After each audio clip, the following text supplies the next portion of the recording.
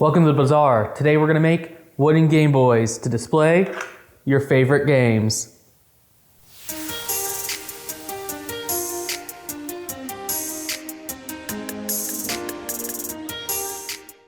This idea came to me one day out of the blue, and it seemed straightforward enough, so let's hop on over to the computer to get started. So right away I had a problem. I have one Game Boy game and a Game Boy Color, but I can't find any Game Boy Color games or my original Game Boy. So my plan of hand making the vector for the Game Boy was kind of thrown out the window. But then I figured, you know what? I'm sure someone else has already done all the grunt work of vectorizing the Game Boy, and there was no reason for me to reinvent the wheel. And that's when I stumbled upon this website. It's called theblueprints.com. It's not sponsored or anything like that, but it has a ton of vector reference files. I don't think they're officially the blueprints, but they did have the Game Boy Classic, the original Game Boy, and it comes in every file type you can imagine, and it's not cheap. Um, at 25 bucks, if you want to buy just the vector, or what I went ahead and did is bought some credits that are dollar a piece, so basically $14 to get it. But it is really great. This is the Adobe Illustrator file that it came with, and it's at 1-to-1 scale already, which is awesome. So I went ahead and copied just the front of the Game Boy into a new project, and that's what this is right here. And it's a little bit more than we need. It shows the changes in the shape of the Game Boy and stuff like that. And the way that it's laid out is a little bit um, odd. There's a lot of shapes that we don't need. So I did a lot of work of simplifying the file, and I also knew that I wanted to engrave it, so I um, colored it with different shades of gray for the different power that the lasers are going to engrave on the wood. And then also something that I wanted to make sure is I really wanted the Game Boy's artwork to fill the entire screen of the Game Boy. So I went ahead and used some calipers to measure the Game Boy cart that I have, and this is what I came up with. It's exactly 56.75 millimeters wide by 65 millimeters tall, and I measured the artwork and the gap below the artwork. And if we put that over here, we can see that we have quite a bit of extra space around the artwork. So I actually downsized the Game Boy a little bit so that the artwork better fits in there. And it was also a balancing act because I wanted the cart to end up lined up with the top of the Game Boy as well. I didn't want it to be sitting deep in there and be hard to get out or anything like that. So it was a little bit of a balancing act to get the exact size I wanted. And then all I did was um, simplify the shape to be able to make the back side of it right here. And then I cut out just a rectangle for the negative space of the cart with a little bit of extra room around it, so it's not a tight fit. The cart is about 7.8 or so millimeters thick, and I'm going to be using 3 millimeter plywood, so I'm going to use three of these to give me a 9 millimeter gap for the cart to fit in. So I went ahead and exported these two shapes as SVGs using the export selection. And then I went ahead and exported this whole thing as a PNG. And then we're going to use that to engrave the image. So let's hop on over to Lightburn. So here we can see all the different component parts. We have the three inner layers right here, and we have the back side and the front, and on top of the front we have the image that we're going to engrave, and then we also have the cutout for the window right here, and I have that as a separate layer from the perimeter because uh, on my laser, the kerf of it is about 0.15 millimeters. So if we want the outer diameter of a shape to be accurate, we need to have an outward kerf offset of 0.15. But if we want an inner shape to be accurate, we want to make a inward kerf offset of negative 0.15 millimeters. So, I mean, that's a little bit, particular, but it does help in getting more accurate results. And then these three circles right here are just cutouts that I make almost all the time when I'm working with sheet goods to make hold down points. So I'll cut it out and then I'll use my little hold down pins to hold the plywood flat to get a better cut when we do run the job. You can really see how warped the wood is here and why we need those hold downs.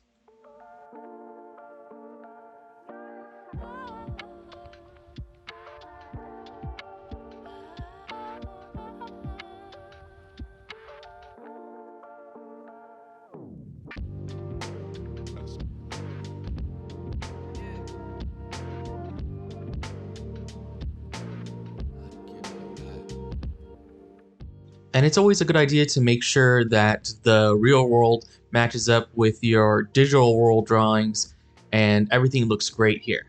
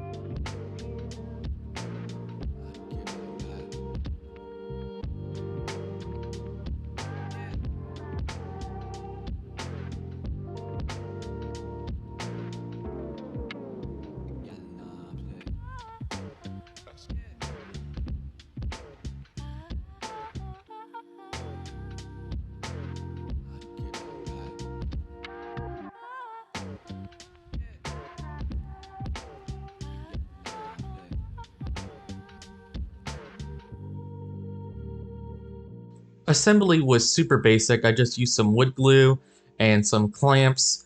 I had prepared some paper towels to cover the wood so that the clamps wouldn't leave any impressions on the wood, but it wasn't necessary, and the clamps didn't leave any marring at all.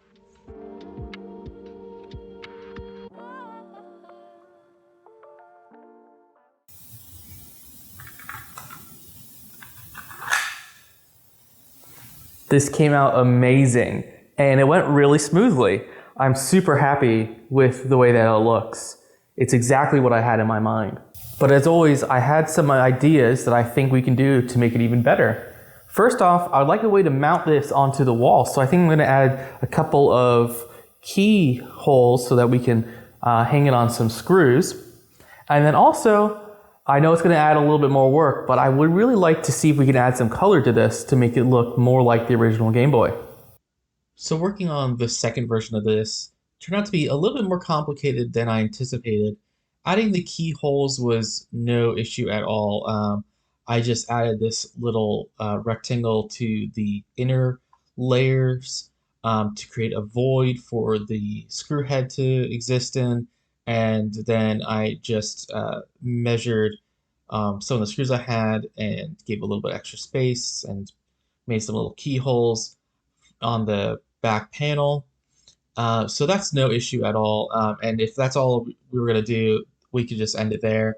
But I did also want to use the laser to cut out the masking tape to make a template for us to paint. And I didn't want it to engrave where it's going to cut for painting. So um, I had to separate a couple of parts. So this became what the engrave image is going to be um, right here. So we can see those paths are still there, but since they're invisible, it's not going to engrave them. Um, so all of these will be, all this that's black will be burnt, and then all this that's blue, it's not going to fill, it's just going to follow the path and cut out the masking tape so that we can then paint inside the unmasked areas. I say it became a little bit more work because I really wanted to get everything lined up properly in Lightburn and um, keep both versions of the file that is designed to be masked off and then painted, and then also to keep the one that's just a simple uh, image burn. So I went ahead and made separate layers for um, the, I call the burn version. That's this one right down here. That's the last version I did. And then the taped version right here. So we can see the frame for the burned version, the image, and the window for it. Um, and then we have the frame for the one that we're going to be taped up, the window for that one, the image that we're going to burn. And again, you can see it's, if we compare that to the burned image, uh, we're not engraving the buttons and we're not engraving the window frame because we're gonna paint that instead. And then we have that those paths that are going to be cut with the laser to make the masked off areas for us to paint. And then similarly, we got 3 layers, but now we have those voids and the keyholes. So let's go ahead and cut those out.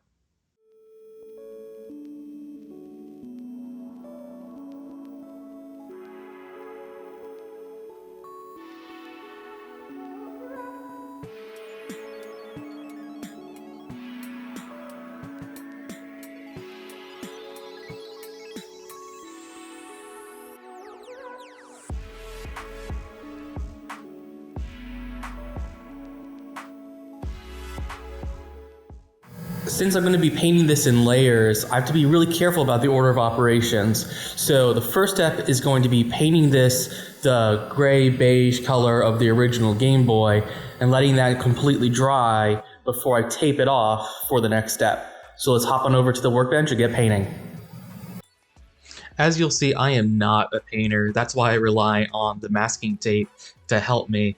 And it's also important to note that right now it is quite cold in the workshop without any heat, so I am using a blow dryer to dry the paint, and because I'm a little impatient.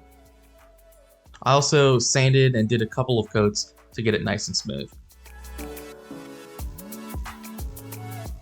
The only thing to be careful of with the masking tape is we don't want to overlap it at all, because you'd see the laser be a little bit weaker where it has to cut through both layers.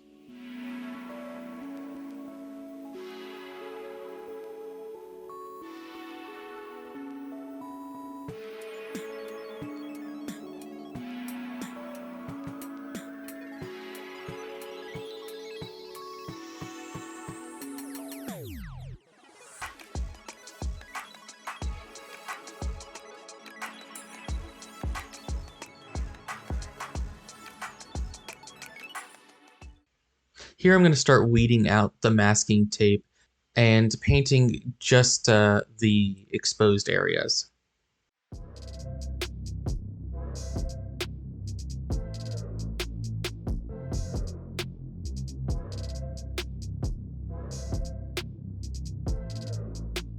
I have these paint pens with a bunch of different colors, so I tried a couple different grays just to see which ones I liked the most.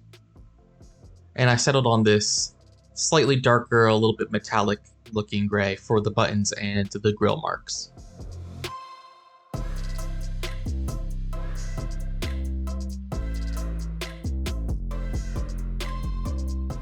I also used black to fill in the D-pad.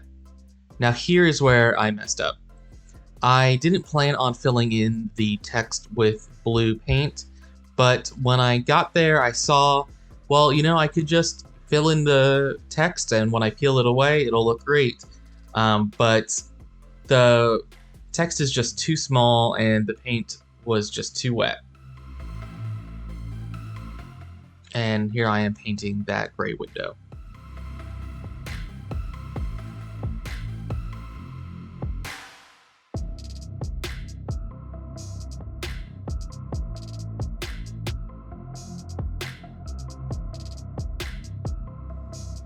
Here I still have some hope, but in a second we'll see that that blue paint did get out from underneath the masking tape.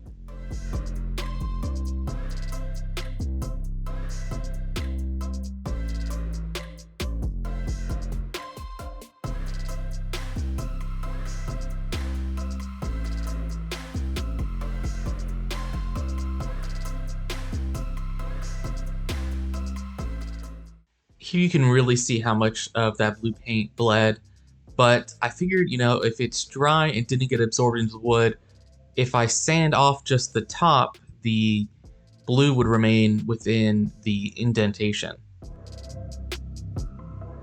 Unfortunately, after sanding, I noticed that not only the blue, but the black ink also bled through the wood and didn't look very great. And now I'm doing exactly what I didn't want to do, which is trying to hand paint this graphic. And now I'm just trying to go back to my original plan without the painted letters. So I'm going to paint over everything gray again, and then I'm going to re-engrave it and hope that we can salvage this.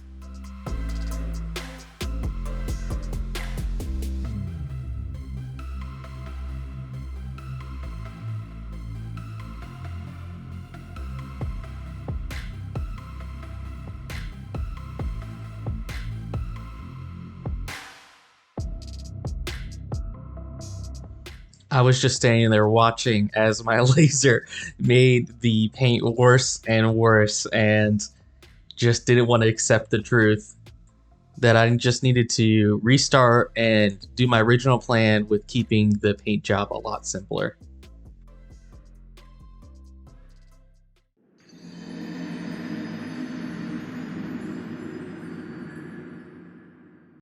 Well, you may call it the sunken cost fallacy, but I call it hard work, determination, some bad time management, and bullheadedness. Because off camera, I went ahead and used my finger in some of the gray paint that I made and kind of used it like rub and buff to be able to paint just the front of the wood and not get into the engraved area. And I repainted all the little additional bits, the little power light, and I'm reasonably happy with it. I think it came out pretty good. I think I probably, if I redo this in the future, I'll probably keep to my original plan and just do the frame around the screen and the buttons and the silver parts and not try to paint the text, because that's where things really went downhill. And I also think that I will engrave the text and the D-pad and all that after painting the other things, so I don't have to worry about that. So like I said, the order of operations was important, but I did get that a little bit wrong. But hey, we got there. It looks great. And we got everything else we needed to cut out. We'll add keyholes to the back of it so we can hang it on the wall. So let's go ahead and get this assembled and check it out. Assembly remained mostly the same. The only difference is that when I clamped it last time, I noticed some of the layers were shifting around a little bit. And so to avoid that, I wanted to wrap it with rubber bands. And then also I didn't want to mar the paint job, so I used some parchment paper on top when I clamped it. And this worked out really well.